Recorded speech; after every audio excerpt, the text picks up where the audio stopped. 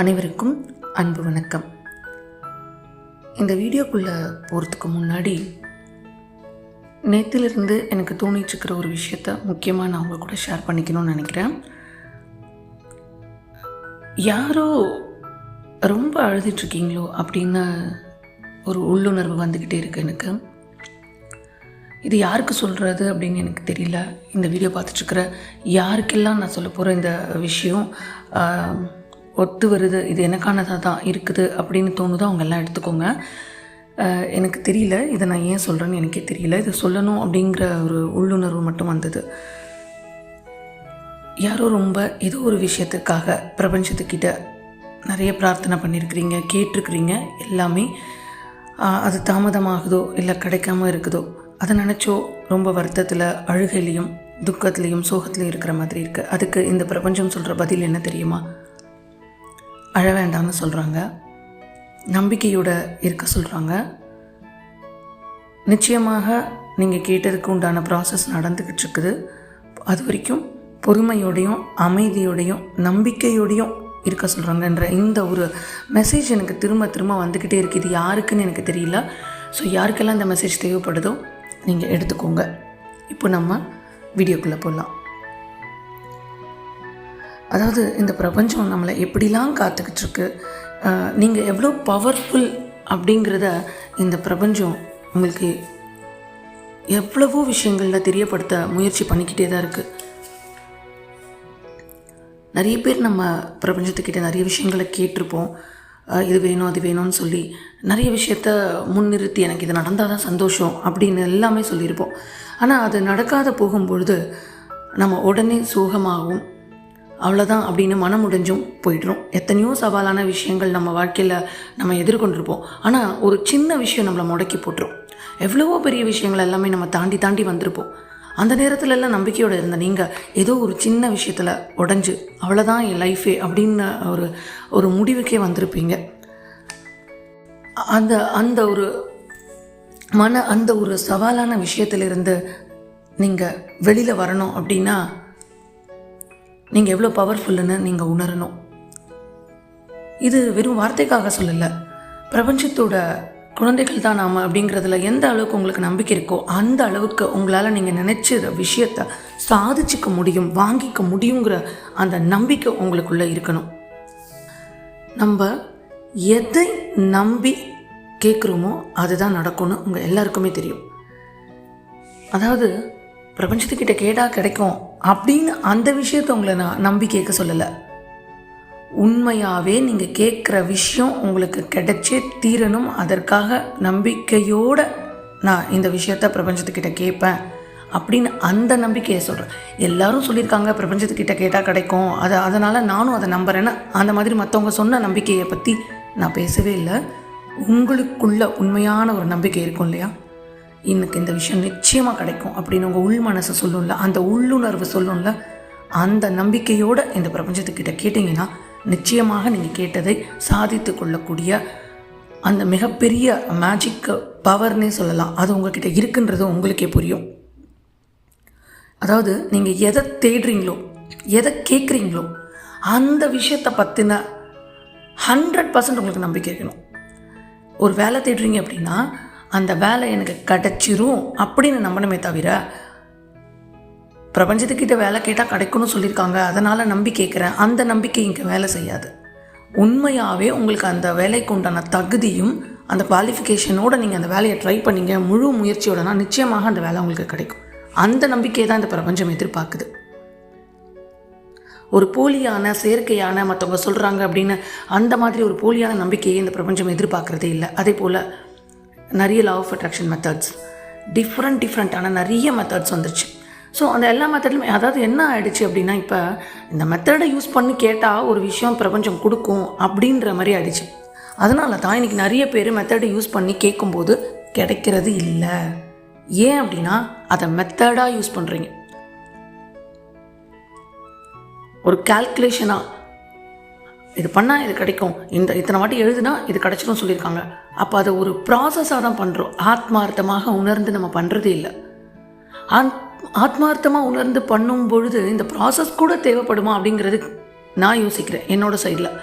ஏன்னா எழுதும்போது எதற்காக திருப்பி திருப்பி லா ஆஃப் அட்ராக்ஷன் மெத்தட் கூட இத்தனை வாட்டி எழுத சொல்லுவாங்க. ஒரு 5x55 மெத்தட்ஸ்லாம் பார்த்தீங்கன்னா 55 தடவை ஒரே விஷயத்தை எழுதுனா திரும்ப திரும்ப திரும்ப திரும்ப அதை வலியுறுத்துறோம். அதை நமக்கு அதுதான் வேணுங்கிறத நம்ம ஸ்ட்ராங்காக பிரபஞ்சத்துக்கிட்ட சொல்கிறோன்றது தான்.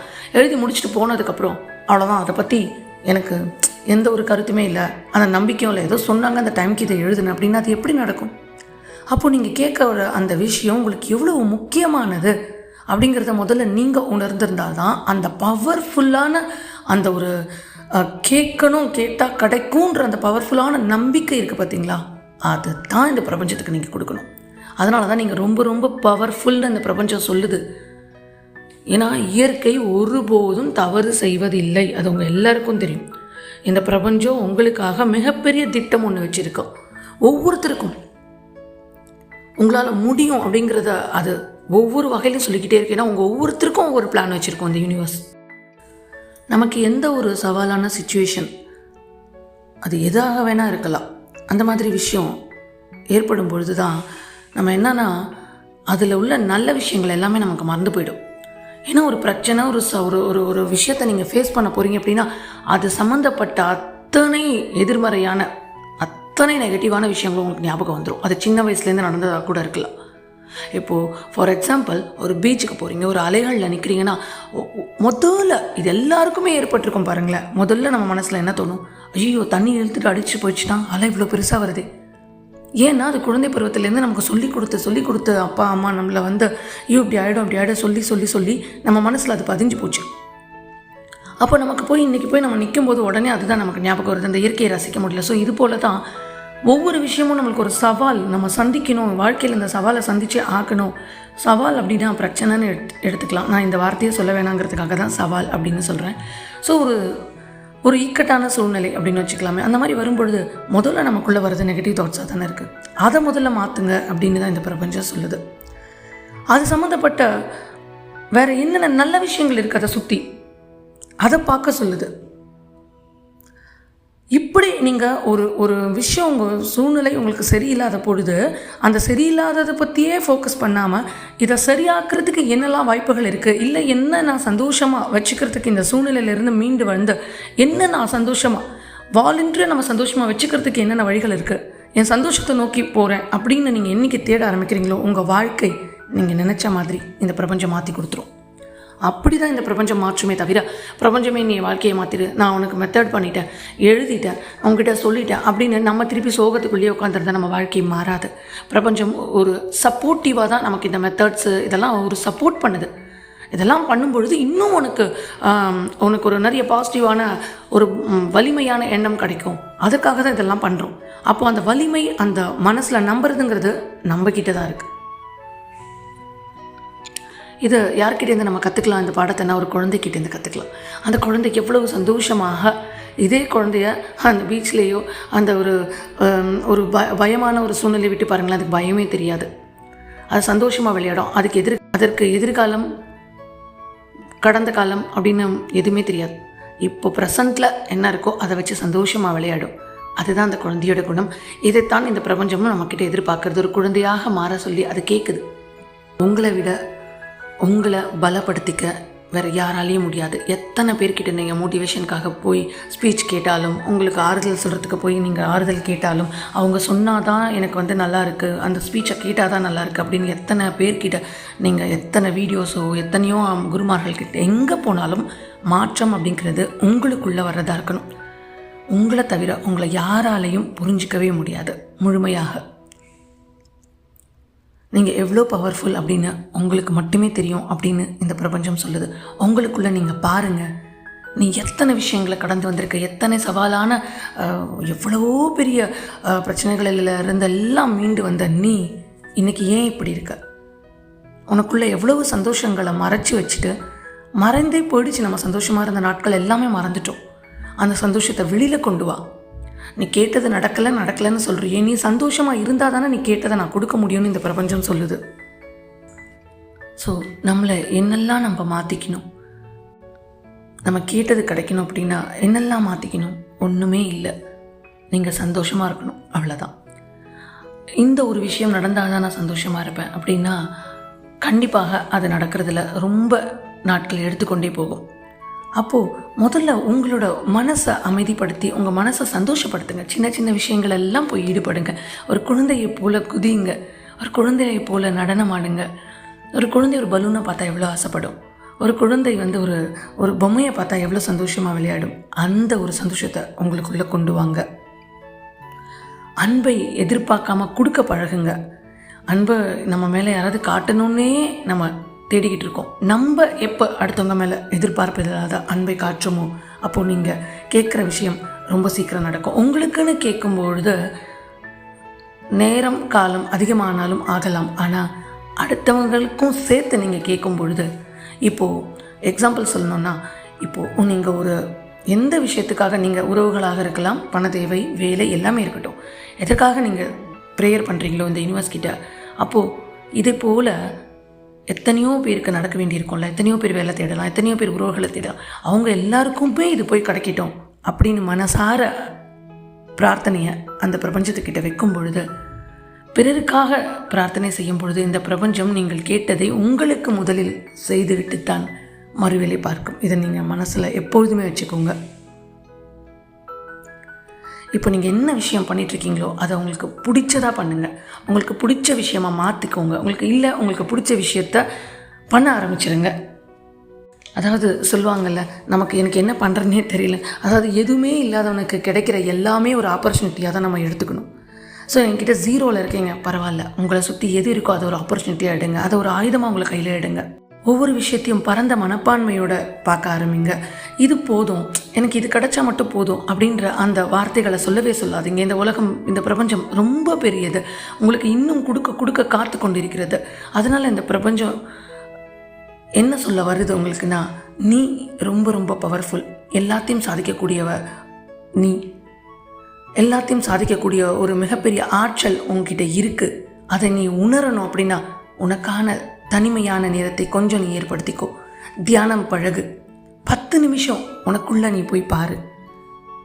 இதெல்லாம் நீங்கள் பண்ண உங்களுக்குள்ளே இருக்கிற அந்த பிரம்மாண்ட ஆற்றலை உணரும் பொழுது இந்த பிரபஞ்சமும் நீங்களும் ஒன்றுன்னு புரிய ஆரம்பிச்சிடும். இந்த பிரபஞ்சம் எவ்வளோ பவர்ஃபுல்லோ நீங்களும் அவ்வளோ பவர்ஃபுல்னு உங்களுக்கு புரிய ஆரம்பிச்சிடும்.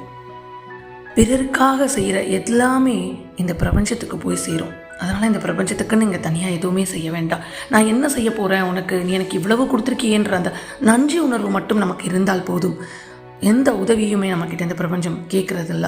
பிறருக்காக செய்யும் பிரார்த்தனைகளும், பிறருக்காக நீங்கள் விடும் கண்ணீர் துளிகளும், பிறருக்காக நீங்கள் செய்யும் சின்ன சின்ன உதவிகளும் இந்த பிரபஞ்சத்துக்கு போய் உங்களை யாருன்னு காட்டும். அப்போது இந்த பிரபஞ்சமே உங்களுக்காக இறங்கி வந்து நீங்கள் கேட்டதை கொடுக்கும், உங்களுக்காக எல்லாத்தையும் செய்யும். அப்போ தெரியும் நீங்கள் எவ்வளோ பவர்ஃபுல்லான ஒரு மனிதர்கள் அப்படின்னு. உங்களை சுற்றி இருக்கிற அத்தனை, நீங்கள் எவ்வளவு மோசமான சூழ்நிலைகளில் இருந்தாலும் கூட இப்பொழுது உங்களை சுற்றி ஒரு தடவை முழுமையாக கண்ணை திறந்து பாருங்களேன். நிச்சயமாக அந்த இடத்துல, ஏதோ ஒரு இடத்துல உங்களை சுற்றி ஒரு சின்ன ஒளி தெரியும், பாசிட்டிவிட்டி தெரியும். இந்த லைன் இருக்குது, இதை நான் பார்க்கவே இல்லையே, இதில் போனால் என்னால் மீண்டு வந்துட முடியுமேன்ற அந்த ஒளி, அந்த வழியை இந்த பிரபஞ்சம் வச்சிருக்கும். எல்லாவற்றிற்கும் ஒரு சாவி இந்த பிரபஞ்சம் கிட்டே இருக்குது. அதை வாங்கிக்கக்கூடிய ஆற்றலும் உங்ககிட்ட இருக்குது. ஏன்னா நம்ம அத்தனை பேருமே பிரபஞ்சத்தோட அன்பு குழந்தைகள் இல்லையா? ஒரு தாயை போல் இந்த பிரபஞ்சம் பாதுகாக்கும் இல்லை? இந்த பிரபஞ்சமும் அப்படித்தான். சில நேரம் தாமதப்படுத்துதுன்னா ஒரு தாய்க்கு தெரியும் எப்போ எதை தன்னோட குழந்தைக்கு கொடுக்கணும், எது கொடுத்தா சரியாக இருக்கும், எப்படி கொடுத்தா சரியாக இருக்கும், எதை கொடுத்தா என் குழந்தைக்கு அதை ஒத்துக்கும்.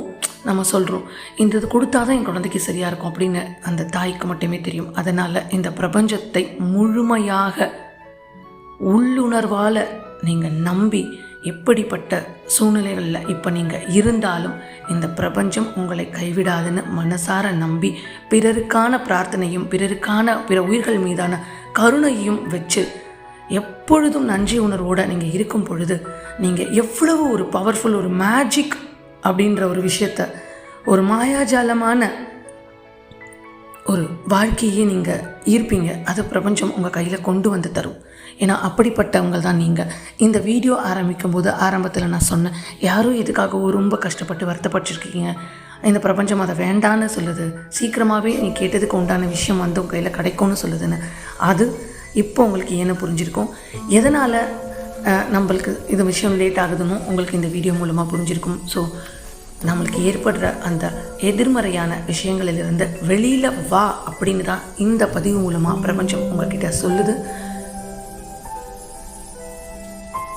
எல்லா எதிர்மறை விஷயங்களிலிருந்தும் கொஞ்சம் கொஞ்சமாக நீங்கள் விடுபட்டு வரும்பொழுது இந்த பிரபஞ்ச பேராற்றல் உங்களை தாயை போல இரு கரம் நீட்டி அணைத்து கொள்ளதை நீங்கள் உணர முடியும்.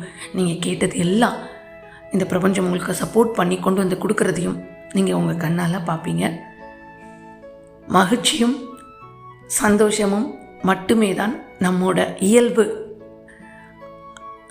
எப்போல்லாம் நம்ம அதை நம்மளோட எதிர்மறை எண்ணங்களால், தேவையில்லாத நெகட்டிவ் தாட்ஸால் நம்ம கொண்டு வந்து மகிழ்ச்சியும் சந்தோஷத்தையும் விரட்டி அழிச்சிடுறோம். நம்ம மகிழ்ச்சியும் ஆனந்தமாக இருக்கிறதும் அப்படியே துள்ளி குதிக்கிறதும் நம்ம இயல்பு, அதை நம்ம மறந்து போயிடுறோம். அதனால் இனிமே ஒவ்வொரு வாட்டி சவாலான சூழ்நிலைகள் நமக்கு வரும் பொழுது இதெல்லாம் நான் ஈஸியாக தாண்டி வந்துடுவேன், இந்த பிரபஞ்சமே என் கூட இருக்குது அப்படிங்கிற நம்பிக்கையை மட்டும் மனசில் எப்பொழுதுமே வச்சுக்கோங்க. இதுதான் பிரபஞ்சம் உங்களுக்கான சொல்கிற ஒரு செய்தியாக இருக்குது. மீண்டும் ஒரு நல்ல பதிவில் உங்களை சந்திக்கும் வரை நன்றி.